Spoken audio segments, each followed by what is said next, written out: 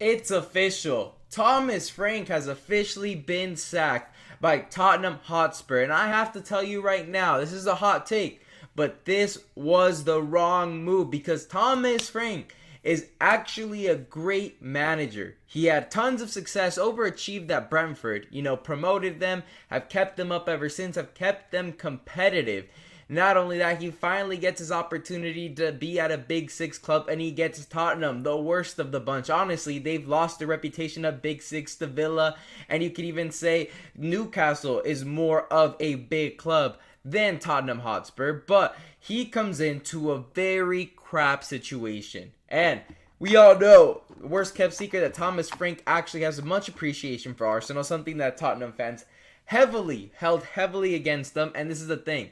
Thomas Frank was constantly going on about Arsenal. Now, Arsenal is where right now? Top of the league in the Premier League and top of the league of the Champions League. And they are in the Carabao Cup final. And they're still in the FA Cup. And there was a feeling that he just wouldn't shut up about Arsenal. Now, Mikel Arteta came from Manchester City to Arsenal and used a lot of what Pep Guardiola was doing at Arsenal in order to rebuild the club's culture and bring them back to the top and be competitive, and use Pep Guardiola's Man City, kind of concepts to Arsenal in order to be able to get back to the top and compete for the title.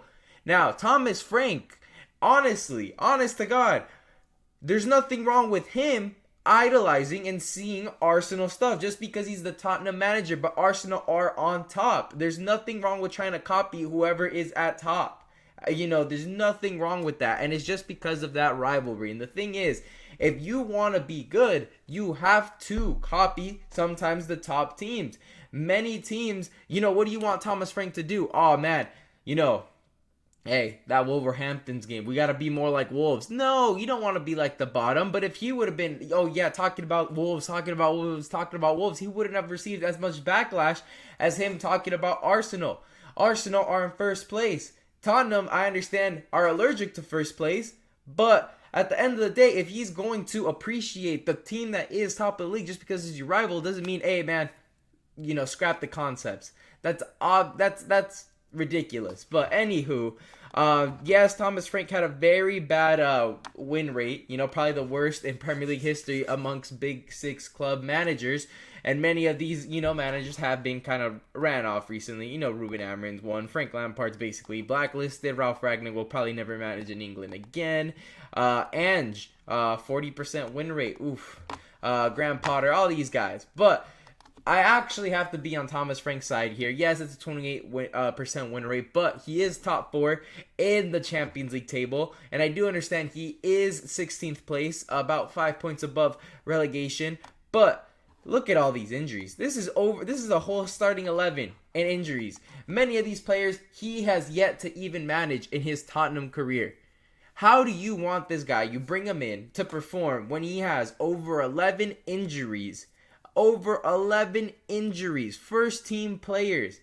This guy doesn't have these guys available, and people are saying, oh yeah, Thomas Frank is at fault. Nobody can make water into wine unless you're Jesus, right? And Thomas Frank is not Jesus. Far from it. And you want him to go to Tottenham and have over 11 players out injured and go out and go to Newcastle and beat them?